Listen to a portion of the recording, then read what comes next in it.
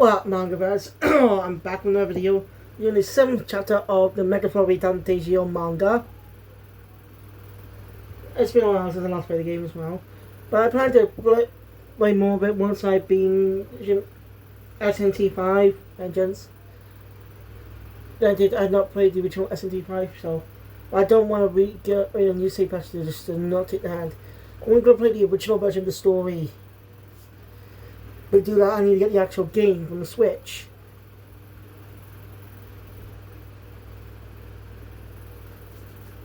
This is going to cost a lot of money. So I do not know how far I am in the story. Like, from my point, I just rescued some students, but some are dead. Right. So anyway, just going to a shrine, still in the, we just gone to a new world now. So we're going to our second world. Something like that. So those are elements of the story. So I never played the original version, so... but the original version wasn't that great. But it turns out characters are handled. So yeah, anyway, once I beat Vengeance, I play more Metaphor ReFantazio on the second to last arc. Beat them on the final arc and beat them the game. And I'm making sure to get the true ending. Seems like talk Louise in the right way, saying the right things to Louise will help you get the true ending. Yeah, that Persona 4 shit. Something that kind of bugs me is the dialogue. Like when you play Persona 4, to unlock the true ending, you have to choose a specific amount of dialogue.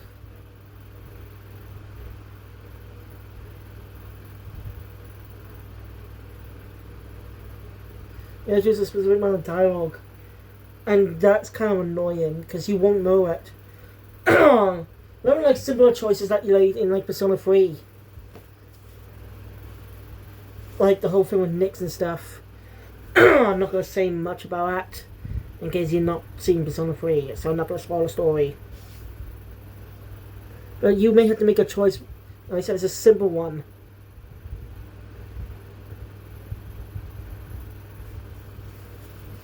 Like from when I played Persona 5 Royal, I got the true ending pretty easily.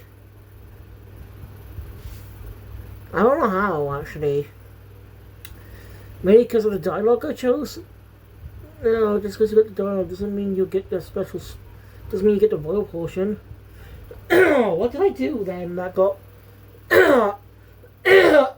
Sorry. What did I do to get me the true story? True ending? Was it Rankin Akusumi?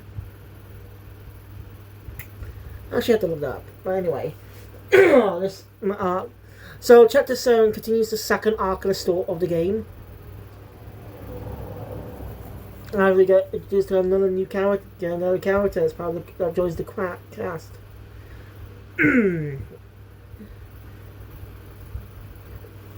So there are some changes the story makes. The chapter makes from the actual game. These are the opening pages in the game, which I think makes sense since again it's a gameplay mechanic. You travel there, so.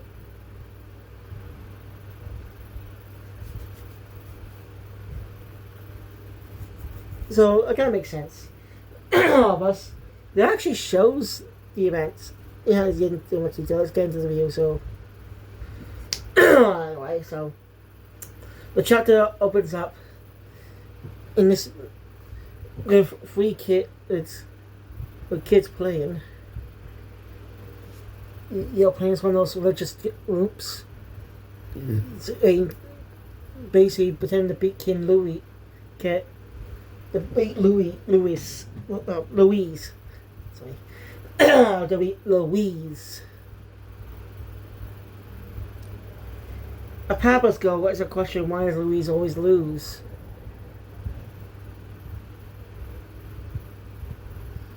Means because he's weak against those religious groups. Like they expect a power pass to know. Just horrible about this class system, racism. I think they all look very unique. There's more walls compared to regular racism. So, anyway.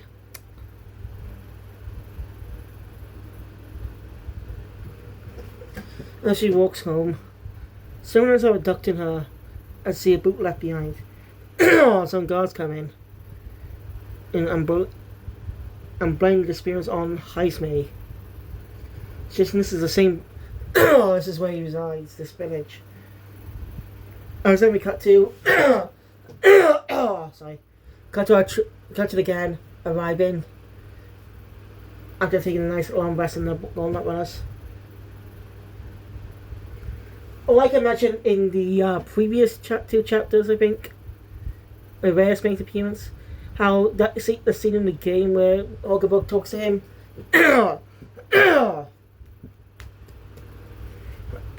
It's treated a little comedically in the game, but in the manga it's treated with more seriousness. I'm curious to know why they changed it. Changed the tone. Not bad, I'm just saying, I'm just curious. Especially like when people play the game after reading the manga, they will definitely be really confused about some of the changes the story has made. Especially that specific scene. Like they'll be expecting to be more serious and stuff. Not expected to be comedic.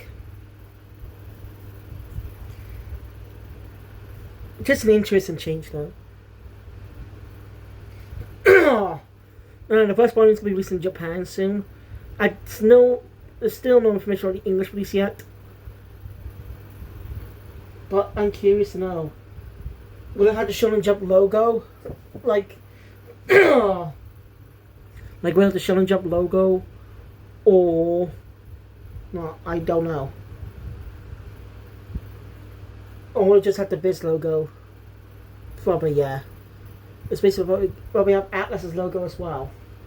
But it's the first manga it's the first Atlas story we have a manga published in Shonen Jump. It's one of the Jump magazines. Sweet Surprise is not V Jump, which is basically a place where game adaptations to go. That's why there's spin-off prequel to Dark Eye is ran. Focus on Abon's story. I don't think we need a story on Abon. But we already got enough story from him. The manga's definitely going to be trying, and hopefully be able to do arc reviews, but that's going to be really tough.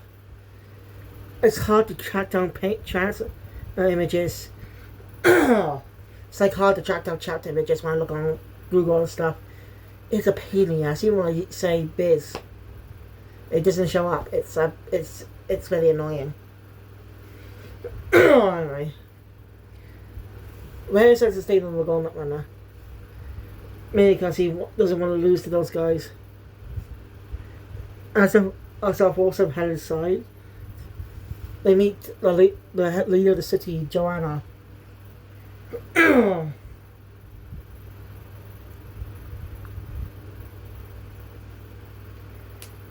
At this kidnapping case, she begs them to come in.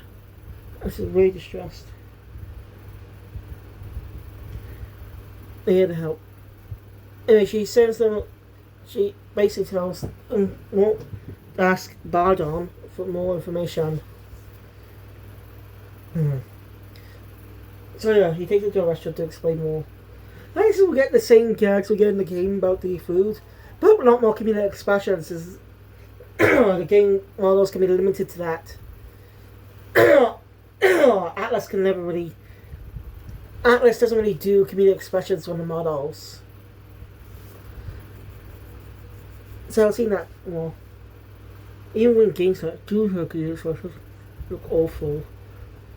So yeah, I can't stop talking about that one. I do like the Indizio game, but the game's art style, not the actual art style, the style used for the game looks awful. The animation looks awful. Like, it just looks awful. And it's a bit of a pain in the ass to play sometimes too. And some enemies can do a lot more damage even though you're higher level. That makes it very annoying to fight. That's why I use long distance characters like Wise and Rebecca. I'm coming on the ghost arc of the game. You know, almost not yet part of the party for some reason.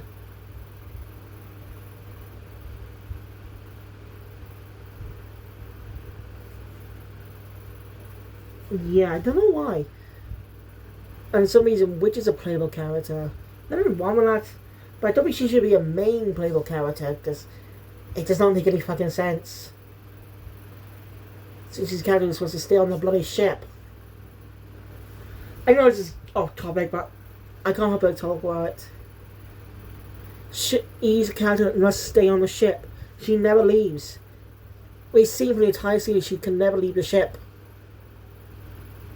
Other characters kind of like Sister, Hermit, and Valkyrie.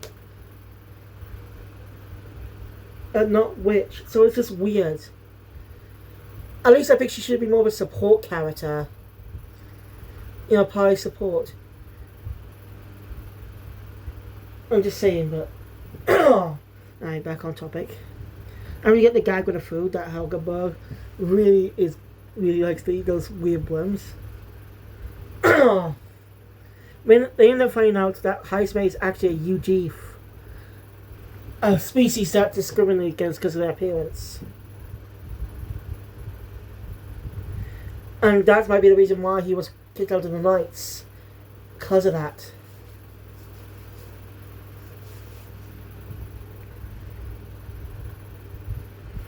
It was kicked out because of that, supposedly. And that's why he became a criminal, I guess. I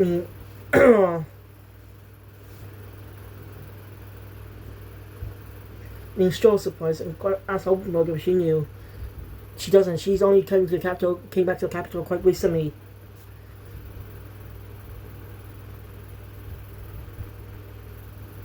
Well, again, we technically saw her early on when she helped out Will during the whole battle thing in the first fight of the story. And that's changed to have Stroll part of the group already. I don't know why exactly, but it's like got manga, not a game, so of course they do something different. Sorry, my hair's sticking up. It's annoying. Anyway, where was I? So, after that, Joanne. After that, Bardon begs them for their help. I'm not seeing his prepared, but I respect him. He's a guard that's one of Thor's pride and asks for help to save these innocent people. That shows them that he's worthy of being a captain. I agree. Showing your pride to ask for help is a good thing. Come in. Makes me really respect this guy. And well, Joanna didn't have much of a role in this chapter. She will in the later on in this arc. But that's just that's just telling, so spoilers. If you want to know more, just play the game to that point yourself. Or just wait for the next few months for how many chapters this arc's gonna be. So anyway,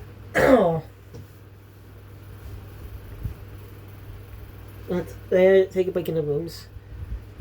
Stroll initially came here just, for the competition and stuff. But now, seeing this in Mardon, he understands he's a noble himself. He wants to help them. That's his goal now, for now. It's a truly great moment. Stroll is asking Will about his parents. Before Will can answer, he feels a pain in his head. He says it's probably due to using his archetype too much. Which is interesting. That didn't exactly happen in the game. But I'm not beating the game, so I don't know about this, but it's probably a hint of something. I kind of got a little spoiled what happens. Kind of. Like I say, kind of. So maybe if I eventually, as more chapters come out, I'll probably be in the game by then, hopefully. Anyway. So, after that, so yeah. The next day, he again head off. They head into the location of the cave where Heisman is supposed to react. Uncle Bud does explain about how she had to live on all kinds of food out in the wild on her mission, but now I would appreciate more kinds of food. A little comedic, but she does have a point. Experiencing other kinds of food does help out. Anyway, Ray is notifying him about the Samurai Masaki, but that's not the goal right now. The goal is to go after Heisman first. So, Will uses his archetype powers to get rid of it for now. So right at the cave where Heisman is. So normally in the game you do a bit of exploring and you actually do meet him a little bit before a specific scene that's going to happen now in the game. So, very interesting they did this, but it works as a cliffhanger. So, I'm glad they adapted this scene as Stroke's plan is to make loud noise with pots and pans. Because YouTubers have very sensitive hearing.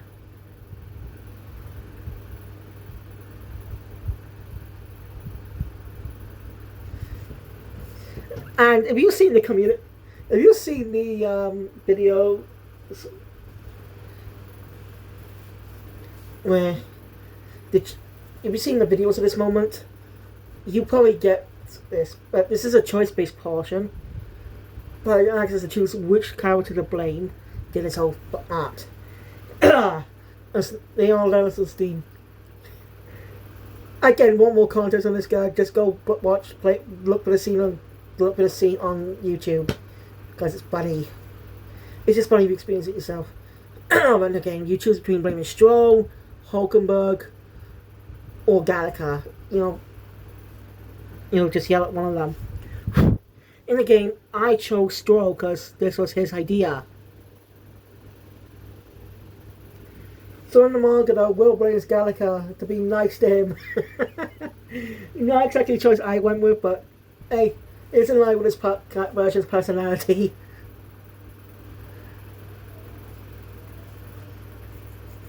That's when they meet him. That's when we get an introduction to Heisman himself.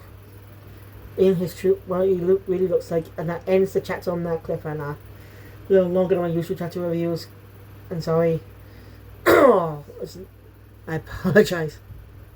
It's never really happened before, but yeah, I really enjoy this. I really enjoy it.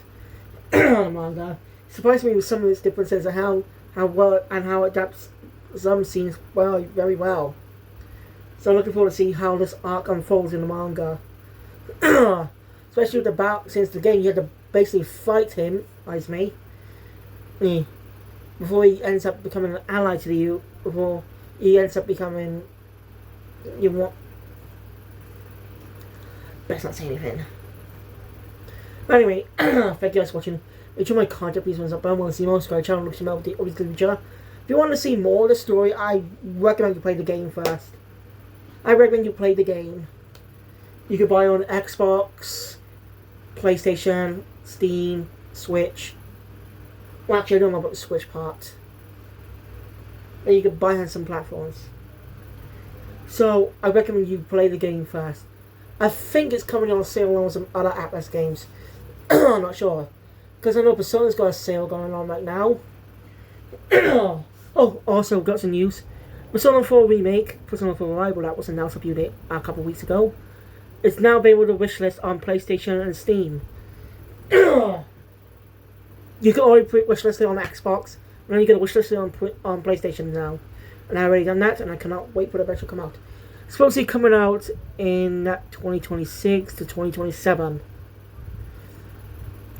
It depends on development, but now, judging by how Persona 3 Reload went, it was announced back in 2023 and came out back in late 2023.